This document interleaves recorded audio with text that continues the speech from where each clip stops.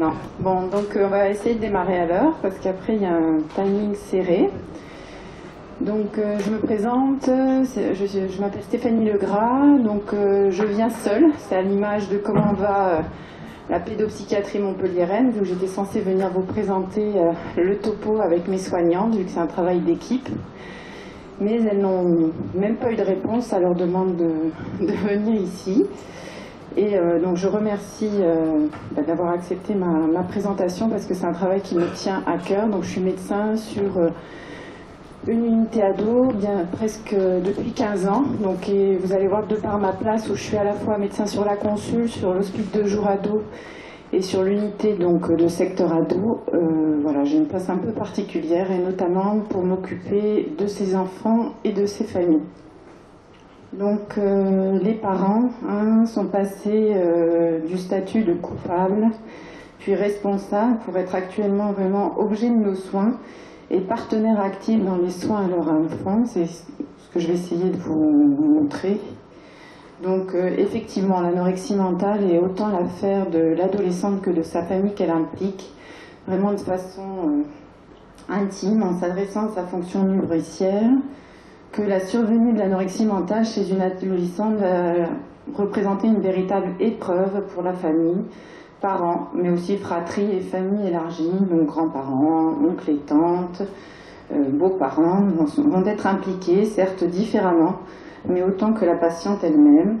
Et les membres de la famille vont être d'autant plus sollicités que ces familles et que ces jeunes filles sont jeunes et particulièrement sensibles aux attitudes des autres et que leur dépendance affective est importante, ainsi comme le dit Philippe Jamet, ce dont je n'ai plus besoin est ce qui me tue, à propos de la dépendance, notamment à leur mère. Alors cette présentation va vraiment vouloir être une réhabilitation de la famille, de l'enfant et de l'adolescent anorexique, avec l'espoir que la famille quittera quand même son rôle de coupable pour trouver sa place de copatient, soit à la fois l'objet de nos soins et de cothérapeute, dans le long parcours thérapeutique qu'elle va partager avec les soignants. Donc le plan que j'ai proposé d'adopter, c'est un petit rappel historique, parce que cette place des parents, c'est bien dans l'histoire de cette maladie qu'elle s'ancre. Après un état des lieux sur la recherche, les applications thérapeutiques qui en découlent et l'expérience montpelliéraine avec nos moyens. De tout temps, ouais, vous m'entendez là? Donc, de tout temps, les cliniciens ont donné une grande importance à la famille, tant dans leur conceptualisation de l'étiologie et du traitement de l'anorexie mentale. Donc, ainsi, les premières descriptions cliniques de l'anorexie mentale, l'accès, gueule, frappent par la place qu'elles vont donner d'emblée à la famille dans la genèse de l'anorexie mentale. Ainsi, les parents y sont décrits comme ayant des attitudes pathologiques ou défaillantes, génératrices de cercles vicieux délétères. Ainsi, donc, cependant, pour l'ASEC, dont la vision est assez nuancée de la famille, celui-ci prend en compte les préoccupations des proches. La famille n'a à son service que prier ou renoncer. Et l'on connaît bien les recommandations de Charcot, qui imposait de séparer la patiente de ses parents, dont l'influence était perçue comme particulièrement pernicieuse. Il semblerait que la pratique notamment d'hospitalisation ou séparation plonge ses racines dans cette longue tradition d'exclusion d'une famille considérée comme antithérapeutique. Donc c'est un véritable jugement. Par la suite, avec l'éclairage des théories psychanalytiques sur l'anorexie mentale, donc au cours de la première moitié du XXe siècle, il y a une vision un peu plus nuancée et élaborée du rôle des parents qui a vu le jour. Donc l'accent continue à être mis sur la présence d'influences parentales, notamment maternelles pathogènes, sur le développement psychologique de leurs filles, mais ces théories avaient au moins le mérite d'analyser minutieusement les relations mère-fille et de proposer un projet thérapeutique qui se voulait réparateur plutôt qu'une parentectomie. Donc cette perspective a été particulièrement mise en exergue par Brunsch dans ses descriptions d'une relation précoce, problématique entre la mère et sa fille, caractérisée par une inaptitude maternelle à décrypter les messages de l'enfant qui est programmé selon les besoins névrotiques de la mère. Donc la France, qui est très influencée par la pensée psychanalytique, a ainsi vu naître et se développer plusieurs théories psychopathologiques et thérapeutiques des processus anorectiques, Kestenberg, Brusset, Korkos, Jamet. Et les conceptions psychanalytiques très tournées vers la pathologie parentale et la problématique du lien parent-enfant ont également favorisé des observations et recherches intéressantes sur les traits de personnalité pathologique et les troubles psychiatriques des parents d'anorexiques, susceptibles d'expliquer une défaillance de la fonction parentale, froideur, rigidité maternelle, des tendances psychotiques chez les pères, dépression maternelle, alcoolisme, pathologie pondérale et troubles alimentaires chez les parents. Donc ensuite, avec le développement de la perspective systémique dans les années 60-70, l'intérêt va se déplacer des individus qui composent la famille à la famille en tant que système. Et une nouvelle conceptualisation du rôle de la famille va émerger et c'est alors dessiné dans la genèse et le maintien de la pathologie alimentaire. Donc dans les années 70, deux pionniers de la thérapie familiale ont transformé la prise en charge de la patiente anorexique en proposant des modèles étiologiques systémiques qui se démarquaient des conceptualisations antérieures plus intrapsychiques ou dyadiques. Donc il y a Minuchin aux États-Unis et Salvini Palazzoli en Italie vont tous deux développer de manière indépendante mais tout à fait convergente des théories de causalité familiale dont l'avantage a été de resituer l'anorexie dans son contexte de développement naturel, c'est-à-dire le système familial dans toute sa complexité. Donc à partir d'observations cliniques, ces deux pionniers ont développé des notions de famille entre guillemets psychosomatique pour Minuchin et anorexigène pour Salvini Palazzoli, selon laquelle certains processus familiaux peuvent déclencher et ou maintenir l'anorexie mentale de l'adolescent, celle-ci contribuant une fois présente à la persistance de dysfonctionnements familiaux. Donc les deux modélisations se rejoignent pour dépeindre la famille anorexique, mais une fois l'anorexie installée, comme étant fusionnelle, enchevêtrée, centripète, à un moment où elle devrait être gridée par des forces centrifuges et autonomisantes, fermée au monde extérieur, valorisant la loyauté au groupe familial et le sacrifice de soi, dans l'évitement des conflits, et triangulée avec une forte implication de l'enfant symptôme dans un conflit parental inavoué et des familles qui sont décrites comme peu souples, peu adaptables. Donc pour Minuchin, l'enfant symptôme devient alors l'agent régulateur mais également dénonciateur d'une stabilité familiale dysfonctionnelle, mise à mal par l'arrivée de l'adolescence et de ses mouvements d'individuation-séparation. Et pour Salvini Palazzoli, l'anorexie représenterait la meilleure adaptation possible à ce type de configuration familiale. Donc plusieurs générations de thérapeutes familiaux ont adhéré à cette notion de causalité familiale, notamment du fait de l'efficacité reconnue de l'approche familiale dans le traitement de l'anorexie mentale des sujets jeunes. Donc ainsi, ces modèles de causalité familiale de l'anorexie mentale se sont à la fois nourris d'une forte cohérence entre ces dimensions explicatives et thérapeutiques, et le raisonnement sous-jacent étant que si la famille est responsable du trouble, la thérapie familiale doit être le traitement de choix, et inversement que l'efficacité de la thérapie familiale signe l'existence de facteurs familiaux nécessitant réparation. Alors ainsi, ces modèles ont eu le mérite de donner une place centrale à la famille dans le traitement de l'anorexie, mais ont aussi eu l'inconvénient d'insister sur les aspects dysfonctionnels des relations familiales et ont en partie contribué à surdésigner la famille comme à l'origine de la genèse de l'anorexie. Donc dès la fin des années 70, les modèles de causalité familiale de l'anorexie mentale ont fait l'objet de nombreuses critiques. D'une part, sur le plan scientifique, ces modèles étaient essentiellement basés sur des observations peu rigoureuses menées généralement après l'installation de la maladie.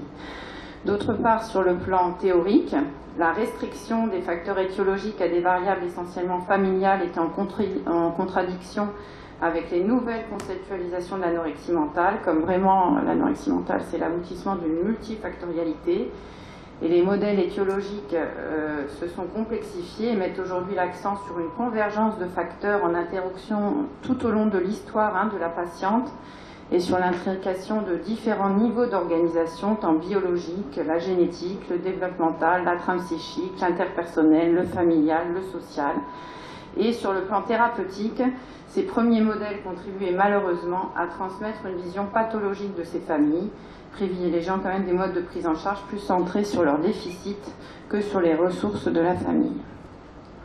Donc la position de l'Académie des troubles du comportement alimentaire est que bien que certains facteurs familiaux puissent jouer un rôle dans la genèse et le maintien des TCA, les connaissances actuelles réfutent l'idée que ces facteurs en soient les mécanismes exclusifs et essentiels, et l'AE2 est donc fortement opposée à tout modèle étiologique où les influences familiales sont conçues comme étant la cause principale de l'anorexie ou de la boulimie, et elle condamne toute généralisation pouvant suggérer que les familles sont responsables de la maladie de leur enfant. L'AED recommande que les familles soient systématiquement incluses dans le traitement des plus jeunes patients. Donc, je vais vous faire maintenant l'état des lieux sur la recherche. Donc actuellement, sur la recherche des 25 dernières années, donc Solange Pouc-Darsen, Eisler, Nathalie Godard, donc la recherche des 25 dernières années sur les ressemblances familiales permettent de voir émerger 3 tendances sur le fonctionnement des familles d'anorexiques. Donc d'une part, il n'y a pas de famille anorexique typique, et ces familles présentent des types et des niveaux de qualité de fonctionnement familial très variables, se situant pour la plupart dans une zone considérée comme non pathologique. Néanmoins, ces familles d'anorexiques tendent à être moins satisfaites, plus en détresse et plus perturbées, souvent dans le sens d'une grande distance dans les relations que les familles non cliniques. Et enfin, les familles d'anorexiques de type restrictif semblent plus perturbées, souvent dans le sens d'une grande distance dans les relations que les familles non cliniques, mais elles auraient quand même un meilleur fonctionnement que les familles touchées par d'autres troubles psychiatriques, et notamment que les familles d'anorexiques plus purgatives et de type boulimique. Ainsi, les perturbations familiales, quand elles sont repérées dans les familles d'anorexiques, ne seraient ni la cause, ni la conséquence de l'anorexie, mais reflèteraient vraiment, plus vraisemblablement, un processus ininterrompu de coévolution entre la famille, le patient et son trouble au cours du temps, l'anorexie devenant une partie intégrante du contexte relationnel dans lequel elle s'est développée. Ainsi, pour Eisler, les modèles explicatifs entièrement focalisés sur l'étiologie sont vraisemblablement beaucoup moins utiles sur le plan thérapeutique que ceux qui s'intéressent aux facteurs de maintien et aux facteurs pronostiques. Ainsi, le glissement contextuel de la famille pathogène à celle de facteurs d'amélioration ou d'aggravation a donc déplacé le ciblage de la recherche sur les différences plutôt que sur les ressemblances entre les familles d'anorexiques.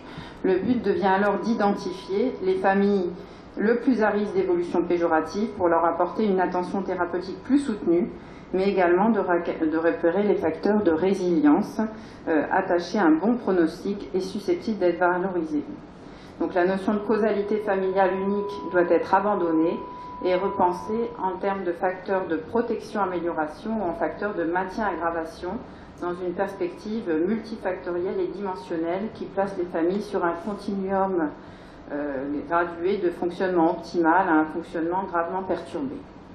Donc l'objectif thérapeutique dans ces familles va être de mobiliser les ressources, les compétences de la famille afin de potentialiser les changements en vue de la guérison et d'en décourager les dynamiques délétères afin de minimiser les risques de rechute ou de chronicisation.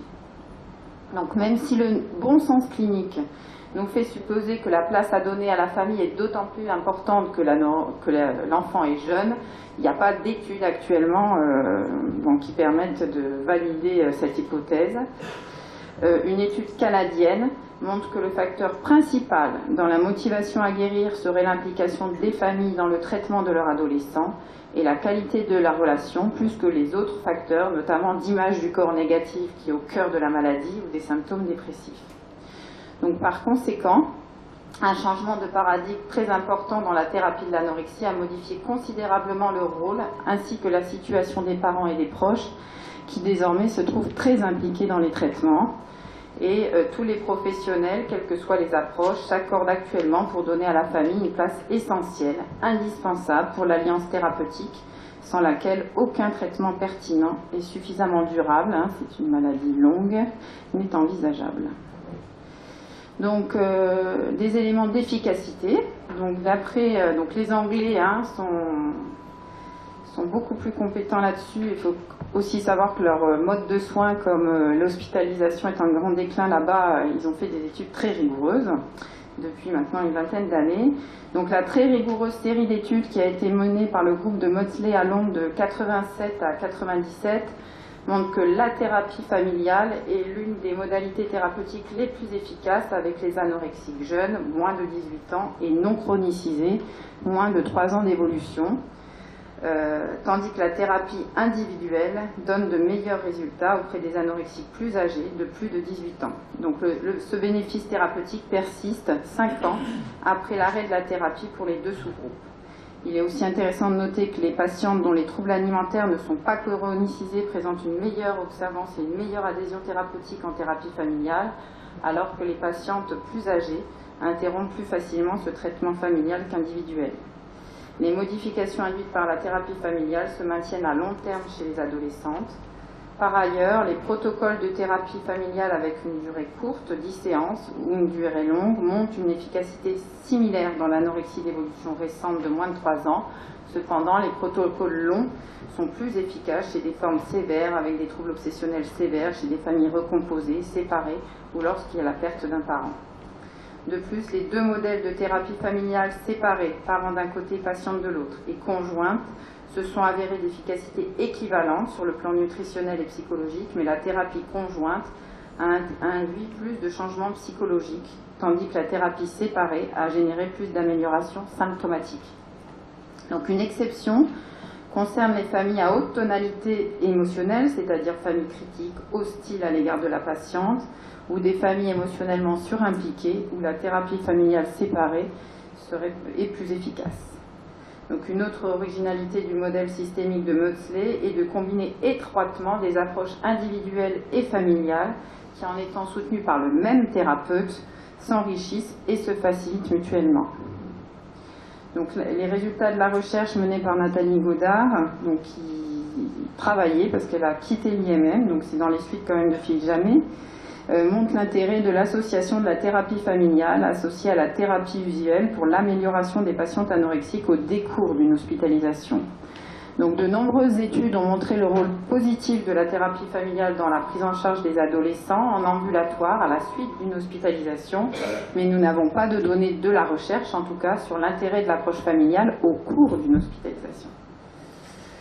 Enfin, différentes études descriptives et longitudinales non contrôlées des thérapies multifamilles pour les adolescentes anorexiques montrent des progrès dans les symptômes alimentaires, dans la qualité de vie, dans l'estime de soi, de morale des patientes et des parents, dans l'efficacité parentale, de moindres fardeaux pour le caregiver, enfin de plus haut degré de satisfaction, de moindres ruptures de soins, de moindres hospitalisations et dans leur durée si l'hospitalisation est nécessaire. Donc différentes tendances émergent, plus de bénéfices de la thérapie multifamille pour les ados anorexiques que pour les adultes anorexiques, que la thérapie multifamille est plus efficace et ou moins coûteuse dans des situations de résistance au traitement, et que la thérapie multifamille est considérée comme une alternative à la thérapie unifamiliale. Donc les modèles familiaux systémiques ne sont ouverts que récemment à l'exploration de la petite enfance et de l'enfance, notamment grâce à l'intégration dans la théorie systémique des apports de la théorie et des outils attachmentistes. Et donc en conclusion, sur ces approches de recherche, le consensus est loin d'être atteint sur la meilleure conduite psychothérapique à tenir. L'expérience et le bon sens clinique doivent nous aider à organiser, à hiérarchiser les soins psychologiques des enfants et des adolescents qui présentent ce type de troubles, et que la recherche doit se poursuivre, par exemple en préparation menée par Nathalie Godard sur l'intérêt de la thérapie multifamiliale et sous quelle modalité. Donc ça c'est très au goût du jour, vu que nos moyens, ça permet d'impliquer plus de familles. Donc les applications thérapeutiques sont à 4 niveaux.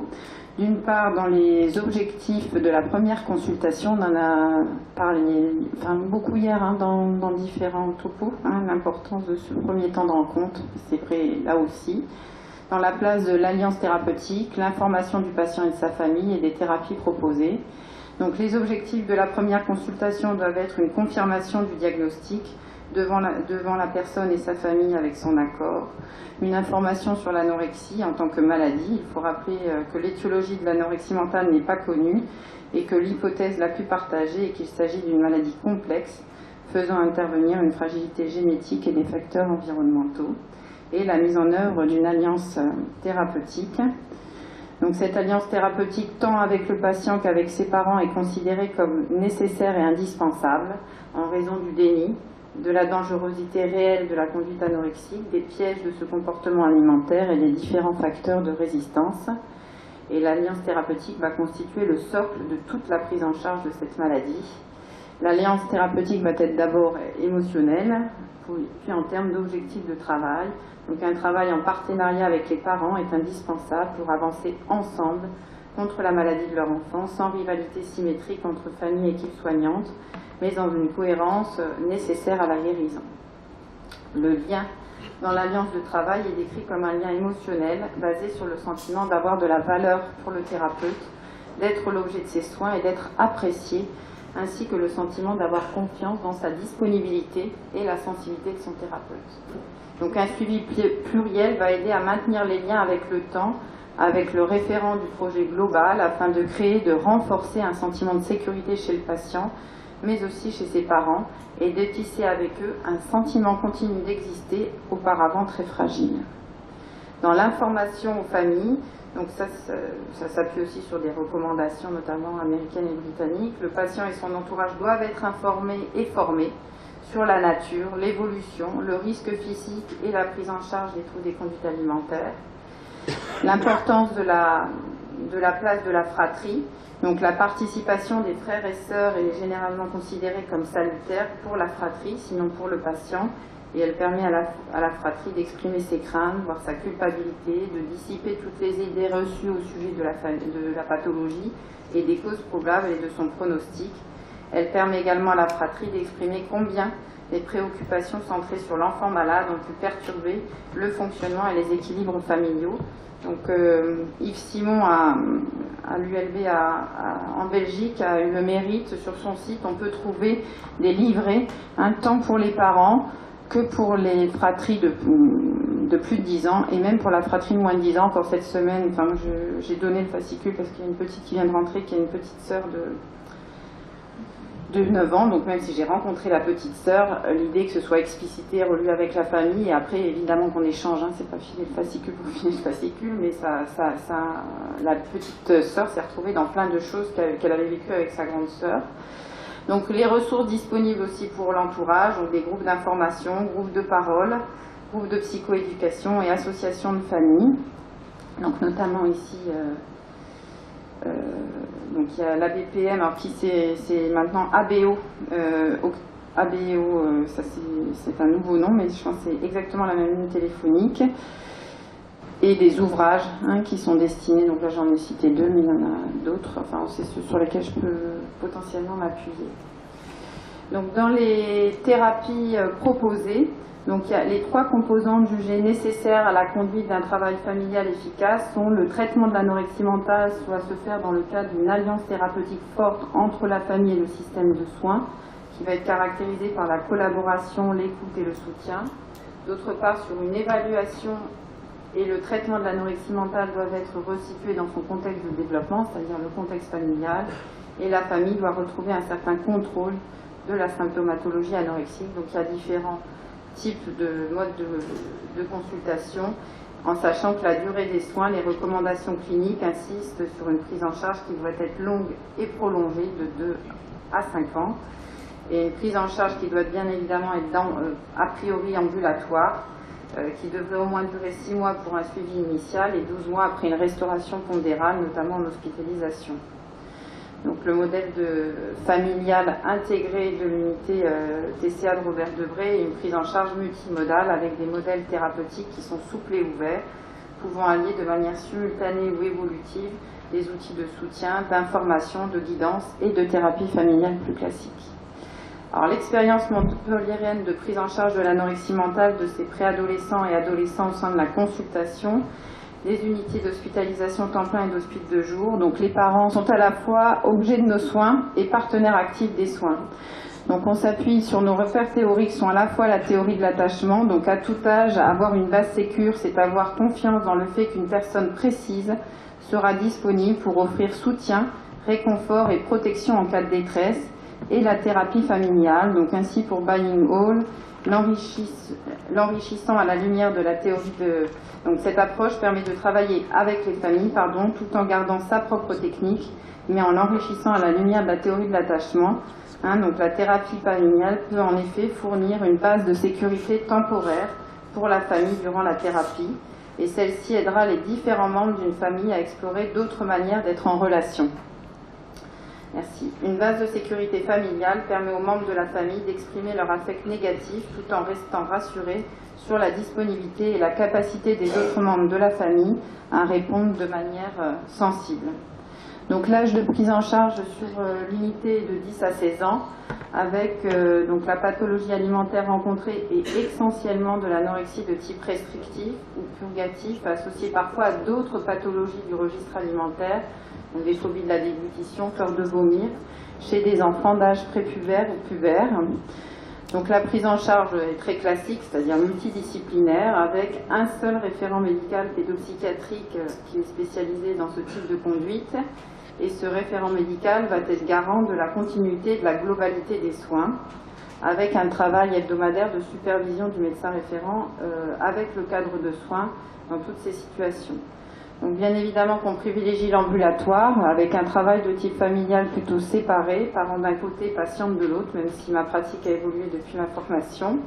Et au cours de l'entretien, les parents sont reçus en premier, l'enfant ou l'adolescent dans un deuxième temps, et un temps de reprise commun est proposé où sont repris les objectifs de travail.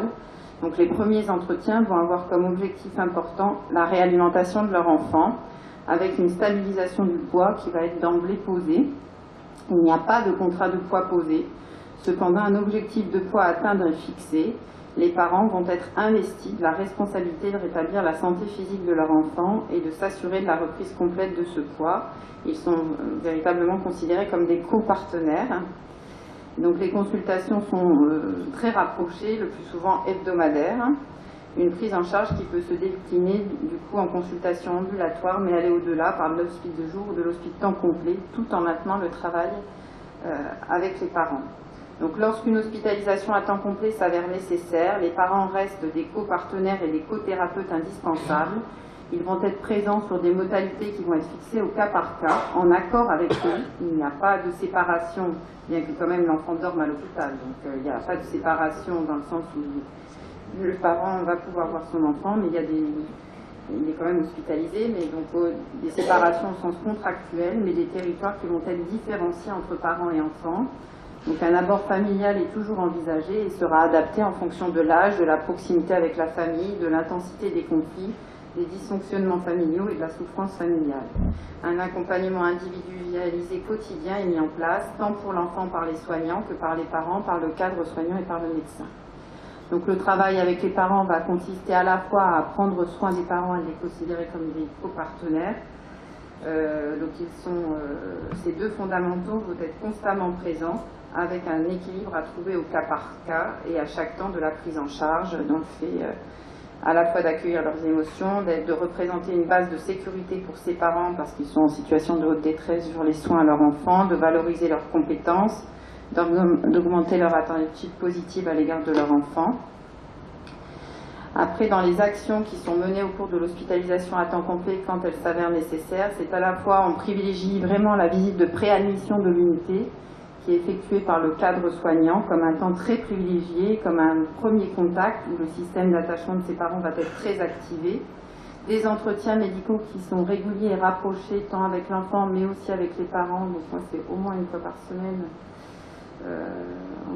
avec les parents des enfants hospitalisés, des entretiens téléphoniques quotidiens à l'initiative du cadre soignant aux parents et des modes de rencontre parents-enfants fixés d'emblée sans contrat de poids et une médiatisation des repas dans le service parents-enfants quand les repas peuvent être pris en commun, c'est-à-dire quand ils sont suffisamment fluides, une durée d'hospitalisation à temps complet qui va dépendre de plusieurs variables et une décision de sortie qui va être élaborée avec les parents. Donc depuis depuis maintenant 3 ans, la thérapie multifamiliale a été introduite sur l'unité. Donc la pratique est inspirée du programme qui avait été créé par Solange Coupe d'Arsène sur l'hôpital Robert Debré, en complément de la prise en charge déjà développée.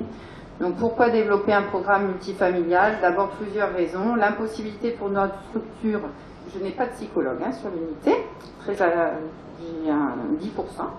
Donc l'impossibilité pour notre structure de soins de proposer à l'ensemble des familles une thérapie unifamiliale par insuffisance de disponibilité des thérapeutes familiaux, une demande forte de certains parents de rencontrer d'autres familles vivant des pathologies semblables et d'échanger avec elles, la réticence des familles à un projet unifamilial et la présence d'attitudes familiales critiques ou hostiles à l'égard de la patiente et de ses symptômes qui contribuent à des tensions délétères et à l'échec de la thérapie familiale classique. Le recrutement des familles, donc elle est proposée aux familles dont la jeune présente une anorexie sévère, qui bénéficient au moins d'HDJ, voire d'hospice à temps complet, dans des soins soutenus. Ce sont toujours des familles qui sont suivies par ailleurs de manière intensive par l'unité. Et le groupe accueille des familles dont au moins un des parents va se rendre disponible et motivé. Ce n'est pas une exclusion si les deux parents ne peuvent pas se rendre disponibles. La structure et l'organisation du groupe, donc c'est animé par une puéricultrice de l'hospice de jour qui devait être avec moi, une autre du temps complet et moi-même. C'est un groupe fermé qui comprend de 4 à 7 familles qui se réunissent tous les 15 jours pendant 1h30 sur une période d'environ 9 mois. Et la forme du groupe suit un cycle qui se répète, c'est-à-dire toutes les 3 séances. Donc il y a 2 séances par an d'une part, qui correspond à une séance adolescente non en simultané et une 4e séance où on regroupe parents et ados pour une répétition du cycle. Et une séance où est conviée tous les trimestres la fratrie. La possibilité de faire des sessions de rappel ou plutôt de retrouvailles il y a 3, 6 ou 12 mois à la suite de l'arrêt du groupe.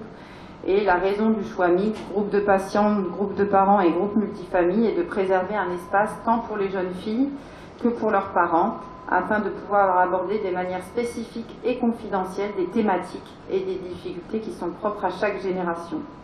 Donc les principes et objectifs des groupes multifamilles sont les suivants, donc dépasser un sentiment d'isolement, apprivoiser la maladie, aider les parents à former une équipe parentale soudée et cohérente, stimuler l'autoréflexion et la confiance en soi, favoriser un apprentissage mutuel et encourager et maintenir une attitude d'espoir. Donc il y a 3 dimensions thérapeutiques, psycho-éducatives, une dimension groupe de parole et une dimension plus thérapie familiale et interfamiliale, entre guillemets, plus classique. Juste, je vais d'emblée aller au constat. Donc pour les parents, l'intérêt du groupe semble plus probant que pour nos adolescentes, le partage notamment du fardeau de l'anorexie, avec la possibilité de créer de la solidarité. Nous sommes tous dans le même bateau, ça a été surpasser la stigmatisation, nous ne sommes pas les seuls à avoir ces problèmes, se retrouver ainsi chez les autres. Ils se sentent reconnus par les autres parents, les retrouvailles sont extrêmement chaleureuses et soutenantes, notamment pour les familles où la forme d'anorexie est plus sévère. Il y avait notamment le premier groupe, il y avait une petite qui était extrêmement préoccupante. L'ensemble du groupe de parents soutenait très fortement ces parents-là qui étaient du coup très éprouvés. Les parents, dans leurs différences, se questionnent sur leur fonctionnement, notamment une famille extrêmement rigide dans ses normes éducatives qui avait exposé ses difficultés avec leur adolescente, et ces mêmes parents vont pouvoir entendre les remarques d'une autre famille aux normes éducatives plus souples, alors que mes propres interventions depuis plusieurs semaines étaient complètement couronnées d'échecs en individuel. Donc l'alliance de travail avec les soignants est renforcée également tant avec les parents qu'avec les ados. Et pour les adolescentes, la venue de familles au groupe d'anciennes patientes a permis de se projeter. Les adolescentes mesurent notamment leur progrès quand on va faire un repas commun au self-hospitalier. La participation au groupe d'adolescentes d'un pédiatre qui va leur permettre de manière groupale de poser des questions sur le corps, de mieux appréhender les attentes médicales va être aussi très intéressante. Cette année, au groupe, on a introduit le génogramme paysager sur une longue séance avec nos ados qui a été très vivante, très éprouvante aussi, parce qu'il y en a certaines qui ont vibré très fortement après, mais bon, notamment une. Donc des séances multifamilles qui vont être très riches par leur côté créatif. Il y a quelques illustrations, donc d'avant, pendant, après l'anorexie, des travaux de collage qu'elles peuvent réaliser qu'on a proposé sur une séance avec leur famille. Et la venue des fratries qui va être aussi très mobilisatrice dans l'étonnement des adolescentes de voir leurs frères et sœurs autant mobilisés et touchés. Donc c'est une animation pour les soignantes qui est très riche, créatrice et qui a un apport considérable pour découvrir aussi les familles autrement. Il faut savoir que mes soignants, ils sont bien évidemment en lien avec les parents, mais de manière plus, des fois matérielle, organisationnelle, donc c'est aussi l'occasion de les découvrir autrement. Donc de manière générale, les difficultés rencontrées avec les familles restent les dysfonctionnements de couple qui vont prendre le dessus sur la maladie de leur enfant, des parents hostiles qui ne coopèrent pas, et nous en avons aussi, l'impuissance parentale face à l'enfant malade, la psychopathologie parentale. Et en conclusion, donc, la place des parents est capitale donc, tout au long des soins de leur enfant, car c'est bien la famille qui devra ensuite gérer le quotidien, de permettre à ces familles d'avoir des repères clairs et des professionnels empathiques et non jugeants, convaincus que la famille fait de son mieux dans une situation traumatique et complexe. Et je dirais que cette place accordée aux parents, qui est à la fois objet de nos soins et partenaire des soins, est le fruit d'un long travail d'équipe, et elle est effective dans la prise en charge de l'anorexie, mais ça a fait tache d'huile dans les autres prises en charge du service. Voilà, je suis désolée, j'étais un peu longue.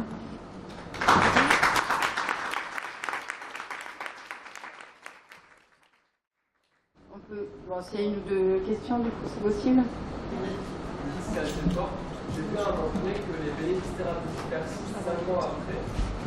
Et qu'est-ce qu'on fait au bout de 5 ans?